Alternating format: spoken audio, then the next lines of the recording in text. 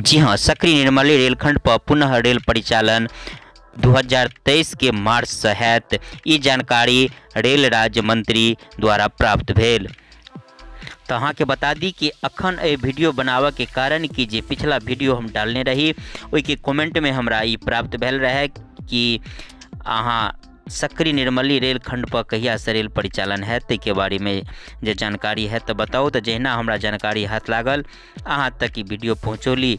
साथे हमरा कमेंट में इहो मिलल है कि झंझारपुर से दरभंगा के बीच में रेल कहिया से प्रारंभ हैत तो हो के बारे में विस्तार से बताएब। लेकिन ताई से पहले अपने सबसे निवेदन करब कि जहाँ ई पेज पर या यूट्यूब चैनल पर नव छी तो यूट्यूब पर छी तो चैनल के सब्सक्राइब करी आ फेसबुक पर छी तो अपन भाषा मैथिली में हास्य व्यंग सन विविध प्रकार के मिथिला के शुभ समाचार जानकारी लऽ कऽ अबैत रहै छी।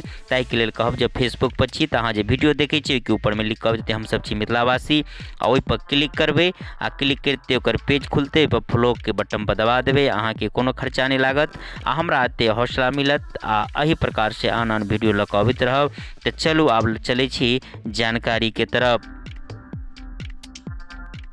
भारत सरकार के रेल राज्य मंत्री के कहनाम के हिसाब से सकरी सहरसा फारबिसगंज रेलखंड के जे शेष अमान्य परिवर्तन के कार्य से मार्च 2023 तक पूरा कऽ लेल जायत। जाहि में जना कि यहाँ के ज्ञाते है कि सकरी निर्मली खंड में सकरी झंझारपुर तमुरिया तक 29 किलोमीटर तक रेल परिचालन कऽ देल गेलै। हमरा कमेंट में इहो प्राप्त भेल है कि झंझारपुर से के दरभंगा के बीच में रेल के बारे में बताओ। तब अहाँ के जना की जानकारी है कि एकटा डीएमयू ट्रेन झंझारपुर से दरभंगा के बीच में चल रहा है। ई रेल में और बढ़ोतरी करबाक आवश्यकता है, लेकिन देखबाक बात है कि एहि पर कहिया ध्यान दैया। जेनाही जानकारी मिलत अहाँ तक पहुँचाएब आ आगा अहाँ के बता।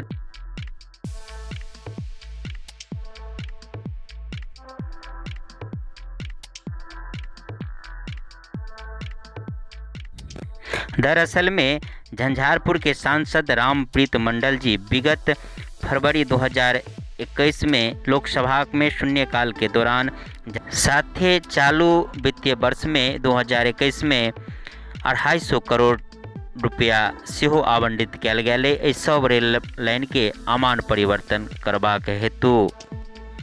तही प्रकार से मिथिलांचल के विविध शुभ समाचार लऽ कऽ अपने सभक बीच एवं विभिन्न प्रकार के हास्य व्यंग लऽ कऽ अबैत रहै छी। अखन के लेल